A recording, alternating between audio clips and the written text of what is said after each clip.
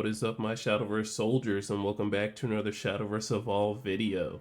So we are finally here with the Runecraft class after we did Dragoncraft yesterday, and I've been hearing a lot of things of Runecraft finally being put on the map just because of a certain card that we're going to see in this set.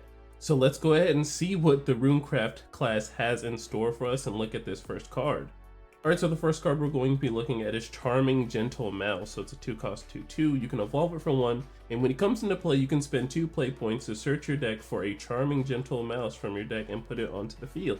So I see a little pattern here. We have a card like this in every little class. So I think this card really helps in Open 8. I'm not really, familiar with that format. I haven't been able to participate in like an Open 8 format. I can like kind of tell from a little bit of like draft and stuff like that, but I know Open 8 is like a little different. So they have cards like this in Open 8, so you can just have better ways of win cons. Deck thinning, you can pay 2 if you have the, amount of play points to look for another card that you might have from your other packs that you opened 8 with, and you can just play 2 cards for, 1 ability. And then looking at the Gentle Mouse evolve, so he turns this to a 3/3, but when he's evolved, you choose a follower from the enemy field, you deal damage to it equal to twice the number of Charming Gentle Mouses on your field. So with that fanfare effect, if you also evolve the Charming Mouse that you played the first time, or the second one, whichever you prefer, then you can get a total of 4 damage on the field, or if you have more Charming Mouses that you have in your deck, with a total maximum of 6. Alright, moving on to our next spell card, we have Crimson Meteor Storm. So it's a 7-cost spell, and when you play this card, Spell Chain 10, you can subtract 2 from this cost, and what it does is you deal 6 damage to all followers on the enemy field, and then deal 3 damage to all enemy leaders. So I'm going to go ahead and get this out of the way that this can be a board wipe for Glory Finder, because you can definitely get to 7 play points, but in standard Shadowverse Evolve is what we're going to be explaining more of it into for here. So Alchemical Lore is a very good card. You can play it on 5 and you don't need the spell chain restriction, but the one thing about Alchemical Lore is that it's a 5-cost card and it only does 4 damage. While we are looking at Crimson Meteor, and then spell chain 10 isn't really a perfect number to really be hitting, on those turns when you get to like turn 7 or 5, but we have cards like Giant Chimera that's also a 7-cost, 7/7 that deals like, 5 damage to the board or 10 damage to the board, and you have to have spell chain 10 and whatnot. So you really have to weigh your options, because honestly, you have to think about, well, does my Runecraft deck, hit spell chain 10 at a pretty good curve? Am I going to be able to get the cost reduction? Even if not, you don't get the cost reduction, you still get the 7 play point, board wipe, and damage to face. But moving on, we have Cursed Crafter. It's a 4-cost 2/2. You can evolve him for 1, and when he comes into play fanfare, you put a Paper Shikigami onto the field. You can also activate by putting a Shikigami follower on the field to the graveyard. Then you can choose a follower from the enemy field, deal 4 damage to it, and this turn this evolved card's activate effect cannot be used. So if I am correct in the timing or the sequencing of abilities, you can use the Paper Shikigami and put it onto your field from this card just being played itself. And then you can also use the activate, since it is a Shikigami follower, you can put it into the cemetery. Unfortunately, it just gets removed to the field, but it is going into the cemetery through effects. And then you can get the choose a follower in the enemy field and then deal 4 damage to it. But if I am incorrect in this thinking, then, let me know down below in the comments, and you guys can correct me, because I know you guys love doing that, because, I am not a Einstein when it comes to Shadowverse Evolve. I am just bringing you the best news that I can.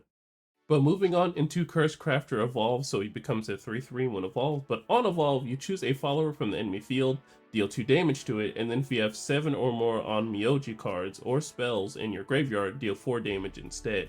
Then it still has the same activate ability to put a Shikigami follower onto the field into the graveyard, and then you choose a follower and deal 4 damage to it. So it looks like the Shikigami and the On-Myoji cards and spells are going to be in combination of what you're going to be needing in the cemetery to get the most of these effects. Now the question that I have here is, does both of them count? Can I have a combination of like 4 spell cards and then 3 On-Myoji cards and then I get the 4 damage? I'm not 100% sure, just through the wording of the cards. Alright, and here is a Paper Shikigami token. It's a 2-cost 2/2, and it has last words to draw a card and then discard a card. So everyone is talking about Kuon D-Shift, or just D-Shift in general, just getting stronger with these cards, because you're going to be able to draw a card, and that card is going to be whatever card it's going to be. And the card you're honestly going to discard is either Trail of Light, or some sort of spell card that gets some sort of advantage by being in your cemetery, or a way you can work around using the spell card later with Merlin and stuff. Alright, next up we have Demon Caller. So it's a 3-cost 3/3. You can evolve him for 1, and whenever a Shikigami follower comes into your field, it gets +1 attack and rush.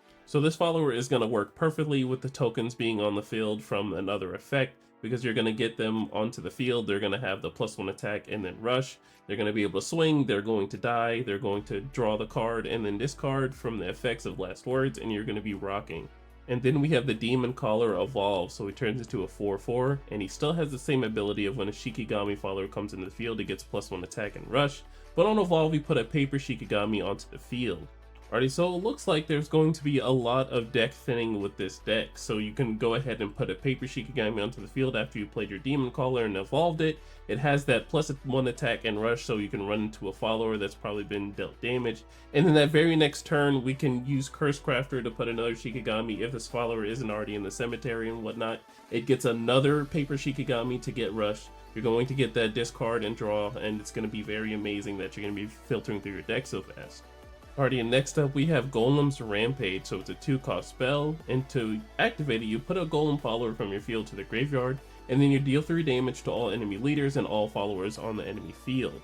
So it looks like Earthright is finally getting some more support. We've been having the 1-off, 2-off cards, and now we have a card that really brings the Golem followers together, so if you want to be rocking Earthright, be looking to this set for some more support. And then looking at another Golem follower, so we have Hulking Giant, so it's a 5-cost 5/5. When he comes into play Earthright, you can choose a follower from the enemy field and deal 5 damage to it. Then Last Words has an Earthright as well to deal 3 damage to all enemy leaders. Alright, so looking at this card, this is going to be a very good mid game for Earthright, because on turns 5, we're kind of really having like a hard time of playing things, because there isn't like a shortcut card that really, affects their opponent's field unless you're playing like Alchemical Lore or something, or any other 5-cost that really isn't too impactful in Runecraft. So I do want to note that Ancient Alchemist is probably going to be a very good card to pair with this card, because I know people are going to really focus on Ancient Alchemist, but they're going to really have to commit a whole turn in removing Ancient Alchemist. So if your Ancient Alchemist does, survive, you're going to be dealing 3 damage to the face. You have a Hulking 5/5, and then you're going to be dealing 5 damage to someone's face.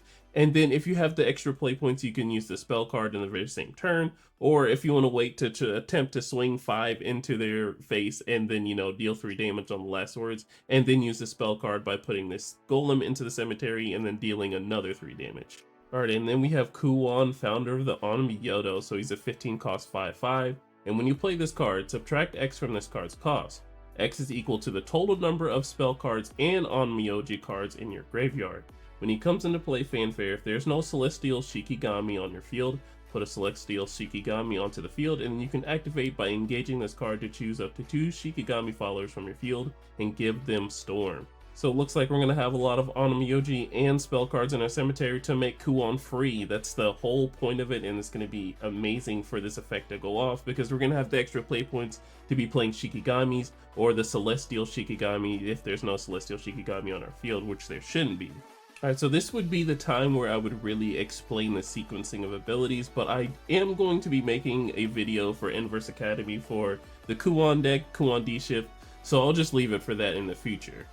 And looking at the Celestial Shikigami, so it's a 4-cost 4/5 and it has Aura. So it looks like Runecraft is finally going to get their leg back in terms of an Aura Storm card, because this is definitely going to be one of the cards you're going to be swinging with when you give something Storm. Alrighty, and then we have Mirror of Truth, so it's a 3-cost amulet. It has stacks. So Fanfare, you choose an Alchemist follower with an energy cost of 3 or less from your graveyard and you put it onto the field.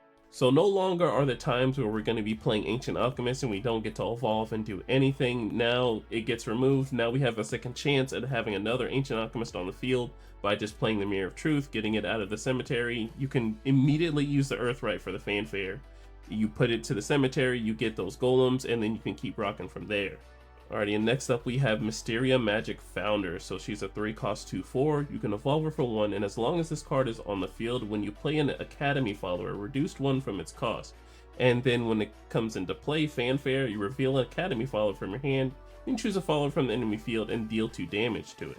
So unlike this card, it is an angel, a very beautiful angel, but I don't think this card is going to save Academy, but it does make it a little faster, because it was a little weird how Anne was like a 4-cost and then you had to evolve, and that's like 5 play points in total to be doing that just to search for another Academy follower. And it was like, okay, well, I'm obviously going to search the Greya, and the Greya actually just takes it just takes a lot to set up. So now we can play Anne on 3, I guess, to just evolve her a little faster and have some more tempo.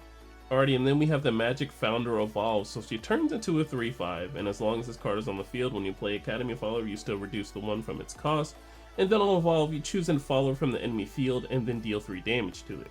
So she has a pretty nice stat line for being a 3-cost card. Now, I'm pretty sure she doesn't count herself in terms of the Academy Followers, but if she does, you can really flood the field out with some Mysterias if you need to. But I think you're really going to be going for like Anne and Greya and then Craig. I can't really think of any other Academy followers off the top of my head, but those are like the really good ones. Alright, moving on, we have Passionate Potioneer, so it's a 2-cost 2/3. When he comes to play and when he dies, Fanfare and Last Words, you put a Magic Sentiment onto the field. Alright, and as I live and breathe, we have a Modern Crafty Warlock. Now the question arises if which is better. Is Potioneer better or is Crafty Warlock better? Well, in certain matchups, you're probably going to feel like one is better than the other. I think I personally like Crafty Warlock because I have such a hate for Forte that, you know, Warlock is just the perfect number, and then I get a Magic Sentiment out of it, and I can keep doing things on my turn. Now, it does use my Evo for the turn, but I do get some value out of it. With the Passionate Potioneer, we're going to have to wait for our opponent to remove our stuff, and it's going to feel pretty bad if you're up against Haven and then they just banish him. And the same thing can be good for a Crafty Warlock, but Crafty Warlock, you're probably going to be playing him and then running them into something. So you're going to get some effect out of it, while Passionate Potioneer, you're going to play him, you get a Magic Sentiment, you're going to have to wait your turn and see if your opponent's going to have to wait for the last words. So hand in hand, my vote is still kind of on Crafty Warlock, but if your Evolve deck space is kind of tight and you want to go ahead and remove that card and put in Passionate Potioneer, I'm not going to crucify you for it. So I think it's hand in hand, they're both very good cards. If you're going to, you know, speed Magic Sentiment, get a whole bunch of stuff, this is still not a bad card. Alrighty, next up we have Shikigami Summon, so it's a 2-cost spell. You put a paper Shikigami onto the field, and then you 7 or more on Myoji cards or spells in your graveyard, you draw a card. Alrighty, so a quick review to the last time we talked about the 7 or more thing. So I really would like a correction here, because as of recording, I still don't really understand it yet. I don't have anybody like passing back information to me. But if you do know the correct wording, or if they're going to change the wording here, like, is it a combination of both? Because it would be pretty cool if it was a combination of both, and we can have like a really like faster rune deck. But if not, it would make sense if they're going to keep it like a little tempo in terms of, you know, trying to get into your D shift and everything.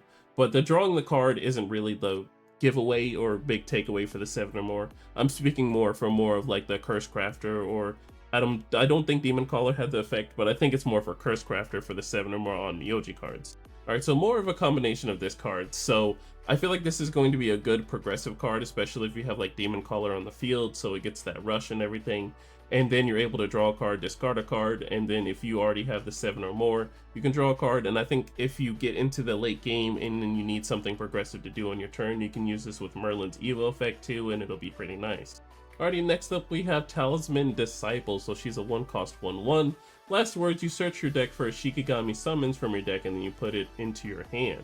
A perfect 1-cost spell to go ahead and just get the engine running. You can get that Shikigami Summons, you can start your tokens being put onto the field, or you can hold on to it for whenever you have the Demon Caller, so you can put it onto the field then, and then it has Rush. Whatever you want to do and whatever the game state takes, because, you know, every matchup as Runecraft you have to play differently.